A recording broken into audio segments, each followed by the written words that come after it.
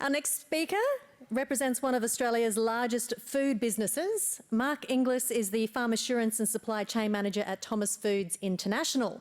Now, Mark brings a strong background in animal husbandry and production and has previously worked with MLA on their meat standards program. Today, Mark will share his insights on the national and international drivers of emissions reporting and what TFI is doing in that regard. Please join me to welcome Mark.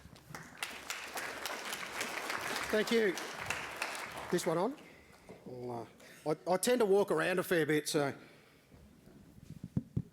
That one go? Beauty. All right. Well, thanks very much for asking me to come along today.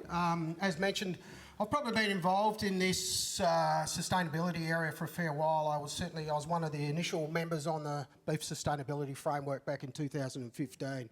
Probably one of the hardest gigs I reckon I've ever actually done over my time, but it's good to see it where it's come to now. But I suppose what I really want to talk to you about, and what I was asked to talk to you about, was where TFI is at from a supply chain management perspective, or where we come from a supply chain management. And to do that, I've got to give you a little bit of background about TFI. So TFI itself, family-owned business. I think all of you coming from South Australia should know. It's obviously owned by Darren Thomas, Chris Thomas, and now we've got Jack Thomas in the business as well. We process roughly 150,000 head of sheep and lambs a week, about 6,000 cattle a week, and about 20,000 head of goat a week. That's at our Burke plant in New South Wales. We are a company that's got a global footprint, and a lot of us actually think about TFI as being a nice little local South Australian company. Well, they're not. They're actually a multinational now. They're spread far and wide across the world. Huge businesses in the US. In fact, I'd go as to say that the businesses in US are now probably bigger than the businesses here in Australia. Further processing, distribution, trucking companies, and all that type of stuff. Then they've got offices all over the world, from London. They've got a part share in a business in the Netherlands. They're now in Dubai, Shanghai, Singapore, Tokyo. And then obviously back here in Australia, in every major capital city as well, with distribution centres and further processing componentry. But they're not only just in meat processing and distribution, they're also into farms. And Darren and Chris have put together a few farms within their business, stretched from Benalla up there just outside of Adelaide, down to Mount Shank, to the showpiece down near Mount Gambier. They also have the Southern Cross feedlot sitting at Tintinara, which has just recently expanded to about 30,000 head feedlot. So what I want to talk to you today really is about where TFI has come from and probably where we're at now in regards to carbon emissions. And I suppose where it all started for us as a company, and it was prior to me coming on board. I've been with TFI for about 3 years, but it actually started in the US. So we're looking at the customer expectations, I suppose, and the environment, sustainability, that governance stuff that we're starting to see come into our business. We've actually put someone on employed full time to look after that componentry of it. But really, where's it all come from? Well, it's coming from multiple areas. It's coming from government. Government, 43% of national emissions reduction target by 2005 levels by 2030, net zero by 2050, 30% methane mitigation pledge by 2030. Investors, and you've just heard from NAB Bank in and around that, they're certainly an area that are starting to require it. The customers and consumers, that's scope 3. So, the companies that we supply to, they're all putting,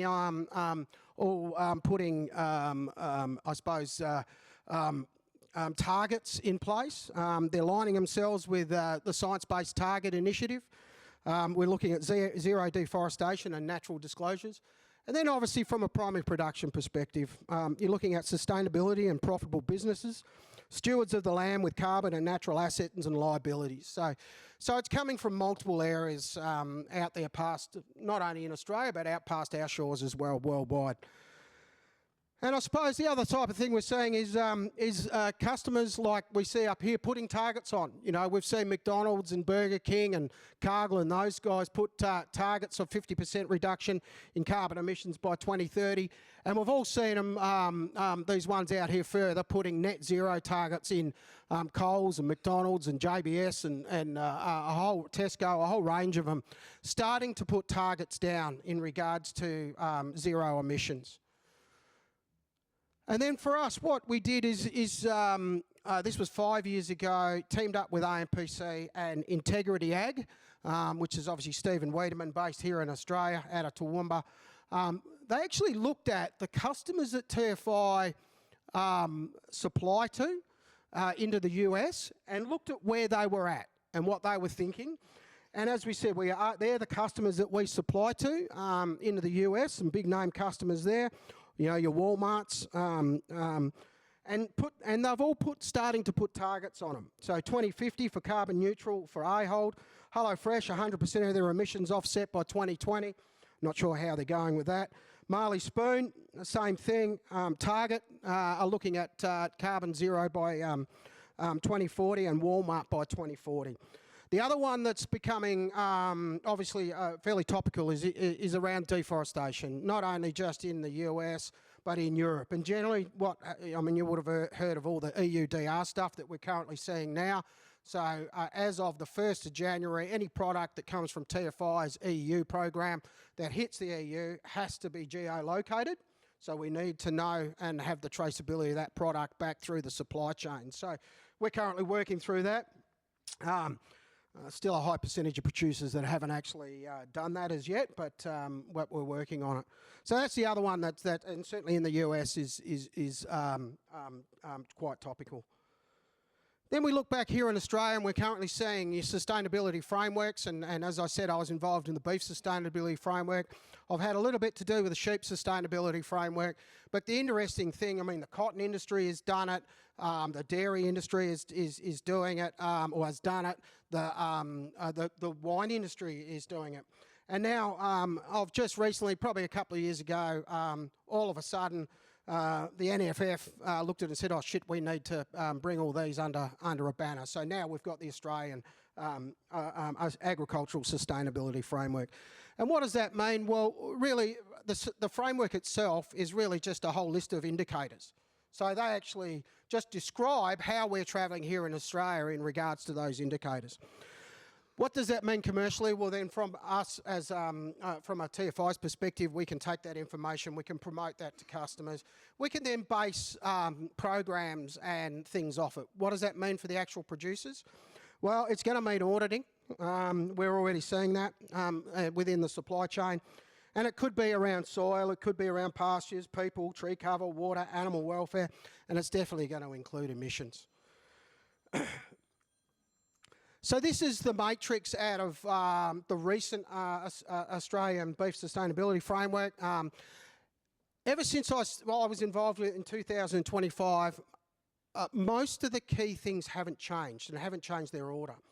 It's going to be a bit hard for you to see that, but generally animal health and welfare is a hot topic. It always has been. It's the number one thing within the framework. And then you go down through processing practices from our perspective, livestock transport, animal health, biosecurity, all the way down through it. And if we look at emissions, they're number 12 in the lineup. But they're still in that top quadrant, so they're still very important in regards to that. But it's certainly the animal welfare component that is right there at the top. And where did this information come from? It came from 54% internal within the industry and 46% external. So they went round and asked a whole heap of people to rate where they thought it was. This might be a little bit different to what we are seeing from a customer perspective, because the expectation is that your animal welfare stuff is sorted.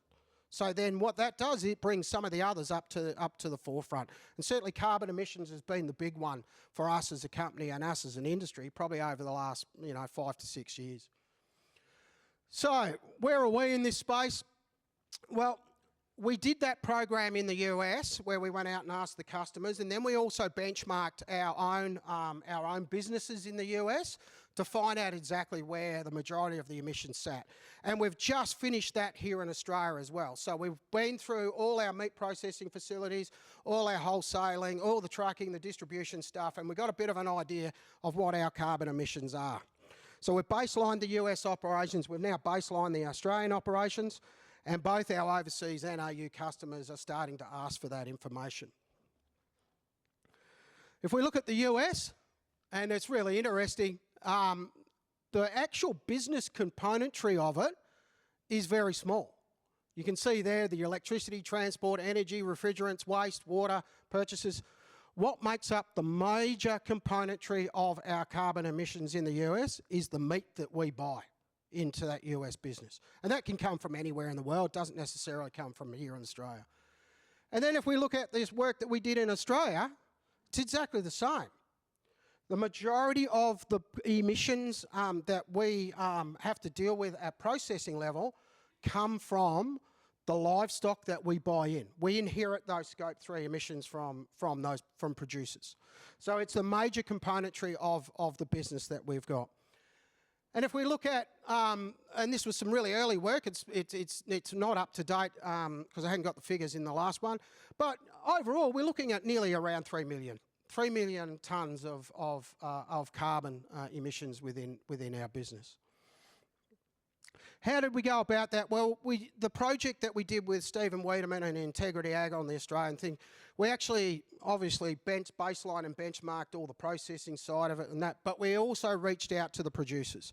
And we did a lot of work with producers, and you can see there it stretched from Tamworth and Burke on goats, Tamworth on the sheep side of it, down to the Western Districts of Victoria, and they're based around where our plants were. Obviously, we've got a plant at Tamworth, plant at Burke, a plant at Stawell. We did a big producer day down at Mount Shank as well. And then obviously we did a session at Murray Bridge and a session up here in the mid-north as well around that. We put all that information together, and then what that did is gave us the carbon intensity that the producers across our supply chain or across that catchment area were at. And really interesting, as we went through the whole supply chain and side of it, we then looked at it from carbon intensity from a sheep meat perspective. We're around about 6.6. Goat was substantially higher, and it was one of the first sessions that we did on goat, and it showed that goats, but there is a difference between harvested and managed goats, which was really interesting. And it all comes down to the use of the components of a goat. Certainly, we can't use as much of the componentry as we can from lamb. And then the feedlot, we're around about 10. Then we looked at beef purchases and overall. So, sorry. And then as you can see, as we go up, the processing componentry added to it and then delivered to the US. I just got the bell. So as you can see, across different plants, there was certainly different carbon intensities. So now as a company, we have to manage those different intensities across those plants. We looked at the Australian sheep stuff and compared it to the New Zealand stuff, Australian box product, TFI's box product in New Zealand. We've got a fair way to go to actually meet the targets that New Zealand are at. The feedlot stuff, which was a really good story, it came out that we can put product into the US at a lower carbon intensity than what the US can produce in their own backyard. That includes travel over there. So we're in a really good position here in Australia.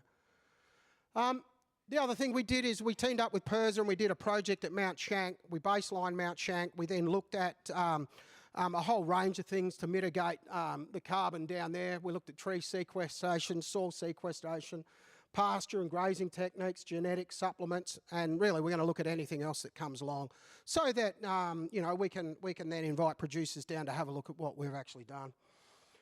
Results at farm level, certainly this is at Mount Shank and Glen Ross and the other farms showed that we're all around that 13 to 12 mark for beef and around that 6.5 to 7.2 for the sheep side of it.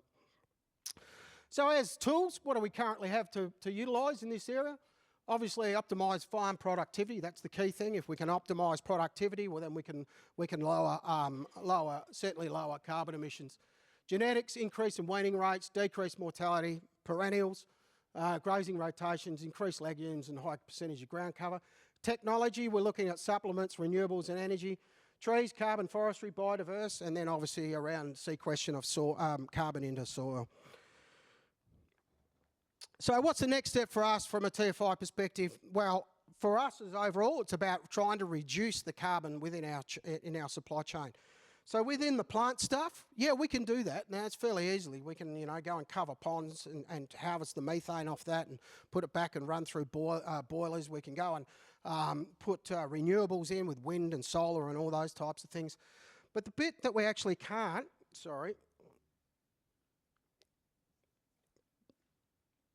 skip forward on. The bit that we actually have got no management over is actually the Scope 3 emissions, which is the ones that we inherit from producers. So that's certainly the area that I think needs certainly a lot of work, and a lot of work within the supply chain to try and reduce those carbon emissions going forward. And it was mentioned there before about reporting, and someone asked me if I'd just mention it as well. I mean, we as a company fit into that top tier as in regards to regulations and reporting. So as of the end of 2025, we will have to report to the Australian government on where our carbon emissions are, where our ESG is in regards to sustainability and all those types of things going forward. So I might leave it there and we'll see if we've got any questions out of that. I sort of rattled through a presentation that usually takes me about an hour.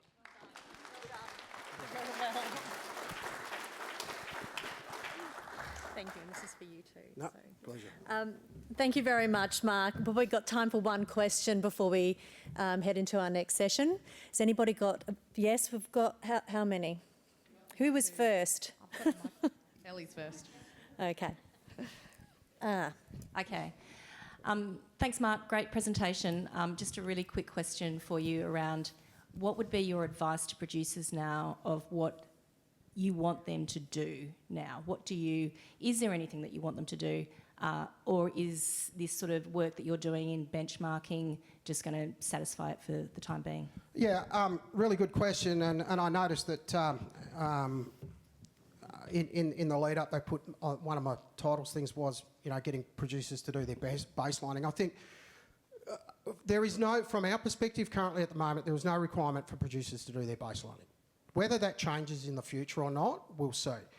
The problem is, and it's one that's not too many people sitting up in Canberra or in higher areas have actually looked at. We process 150,000 smalls a week.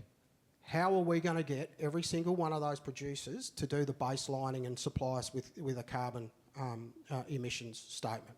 It's not going to happen. New Zealand have done it, but the way that New Zealand have gone about it is they actually put a program in place called Overseer, where it's mandatory that producers in New Zealand every year put in their data to show what their carbon emissions are, then they upload it into the system. That's how they've got around it. The way I see it, I don't think it's going to be mandatory here in Australia. So we haven't got a hope in hell of getting every single producer in Australia to be able to do that. So currently what obviously we're doing, and that's why we did the baselining was to work out exactly where as an average, where our supply chain was at. So not to say that as producers I wouldn't encourage you to do your baselining, and in fact I gave MLA a big a pat on the back when they came out with a carbon calculator. Because what that does is then gets producers familiar with the terminology and familiar with what their carbon emissions are on their own farm. So, as I pointed out just there before, we see the differences between harvested goats and non-harvested goats. We're now starting to see differences within sheep. So lambs, crossbred lambs, merinos, shedders as well, and shedders tend to be higher. So the complexity that could come into it is going to be an absolute nightmare. To be honest, I'm just not sure exactly where it's going to go, and we're not getting any direction from anyone.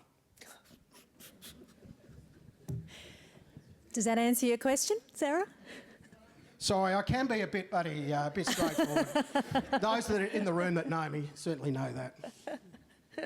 I think we'll have to leave it there, unfortunately. We had the same question here, so Beg your pardon? we had the exact same Oh, good. question. Okay, excellent.